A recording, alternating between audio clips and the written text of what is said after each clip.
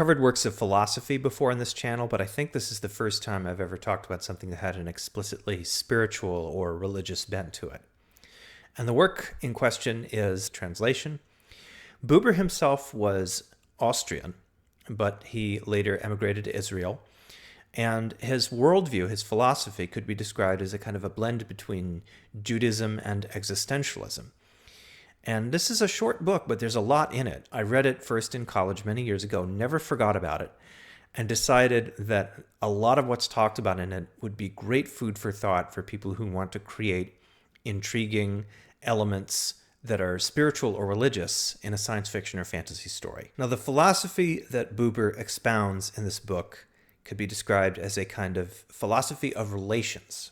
And the way he describes it is there are two basic ways for human beings to relate to both each other and the world around them. And the first way he describes as I, thou.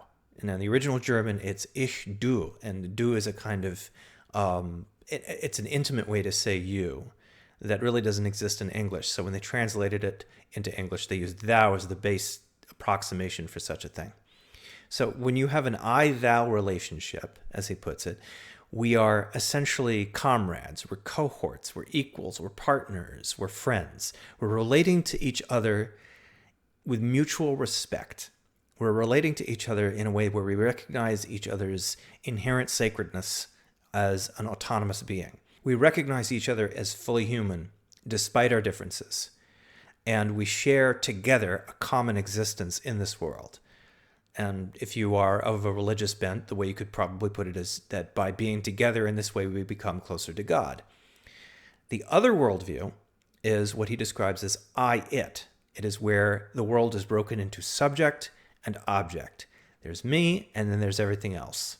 Or there's me, and then there's you, and you are basically an object. You're not really a person. You're a thing. I'm one up, you're one down. I'm the exploiter, you're the exploited. Our differences, especially in terms of our asymmetries, like asymmetry of power, asymmetry of ability, intelligence, what have you, those will forever divide us. You, to me, are just basically a resource. You are something that I deal with transactionally. You're separate from me. And the way that he tries to talk about this is not by saying that I, thou is always better, although it is a good default mode to have. We still need to be able to think of the world around us in terms of I, it, for the sake of our material survival, for instance, or for the sake of being able to understand the material world in a functional way. But we can't let that become the default mode for governing human relations. Human life is meaningful because of the relationships we cultivate with others. And when we cultivate those relationships in a mutual way, where we respect each other, and where we recognize our coexistence together in the world, then that's much better than if we simply look at each other as competition or as an intruder or something along those lines. And Buber's views very clearly come out of Judaism and the Judeo-Christian tradition generally beyond that, but it does not mean that it's limited to it. There's a lot in there that harkens back to Zen Buddhism, for instance. And while I myself am an atheist, I take a lot of inspiration from a number of different spiritual traditions, Zen Buddhism being one of them. And at some point, I will make a video about how Zen Buddhism's influence on me has been pretty profound, has informed a lot of my thinking.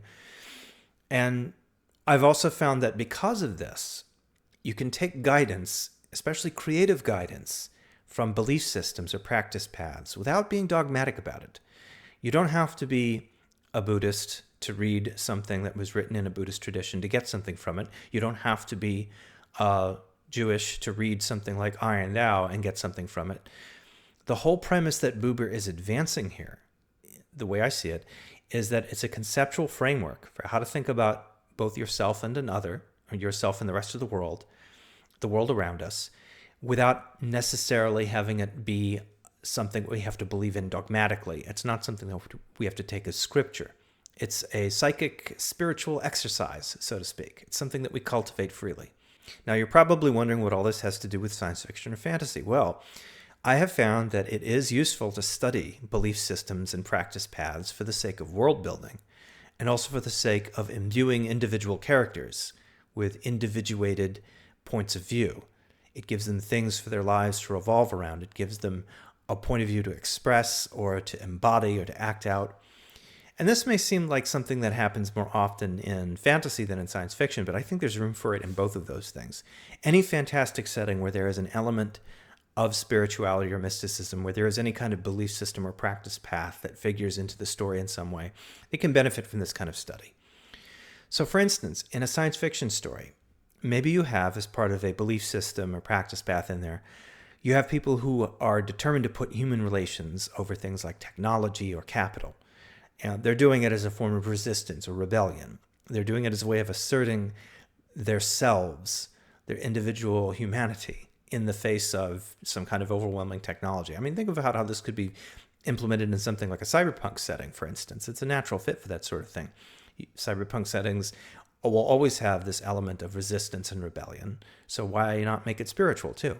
But this kind of thinking could inform any number of other things in a science fiction setting. For instance, the people conducting science in it, they may be saying to themselves, do we just want to conduct our science for the sake of reducing others to integers or figures, or can we do this in a humane way?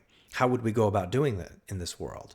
It all depends on how you practice it. So this would be a way to inform what they do with a human touch. You'll be able to say, these people and us, we exist in the same framework, even if that framework is a scientific one.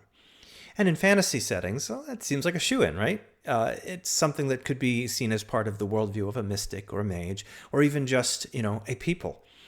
And because it is that much more directly bound, I think, to the way people would directly appreciate the world around them without a technological overlay, it seems like it could fit very easily into just about any fantasy setting, really. A big part of why I wanted to bring up I and thou in the context of these discussions that I've been having is because the more I talk to people, especially other science fiction fantasy authors, the more I get the impression that they feel a little soured on the way religion and spirituality have developed for them. And I don't blame them, because the vast majority of how we in the West tend to contact such things is through dogma and fanaticism.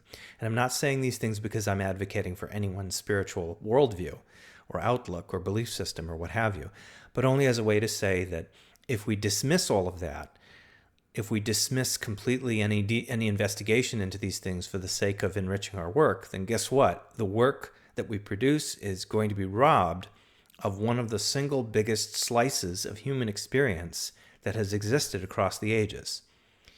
And so when I encounter a book like this, one that is spiritual, one that is religious, but in a refreshing way, in a new way, in a way that feels like it expands our feelings about each other and our place in the world instead of contracting them, I try to pass it along, because I think it's going to be great fuel for people who want to put the elements of spirituality into a story that they're working on and don't want to make it into something that just feels like a sales pitch for a religion or a practice path. So once again, the book is I and Thou by Martin Buber. I'm linking here the 100th anniversary edition of the book. I have read earlier editions. There's actually a much earlier translation, which is significantly different. The current translation is based off of the one that Walter Kaufman did, I think, in 1970. That was also one of the first ones that I encountered. I actually bought the wrong translation, and I showed up at class with it, and my professor looked at me and said, no, get the other one. But I kept that first translation anyway, just for the sake of comparison, and I saw very quickly what he meant. The second translation is much more fluid, much more readable, and this new edition has a lot of annotations to it that really help explain what Buber is alluding to or talking about. Either way, I think it is well worth investing your time in if you're curious about investing your work with a spiritual dimension, especially one that is not about a dogma, but rather about understanding our mutual place in the universe. So see what you think.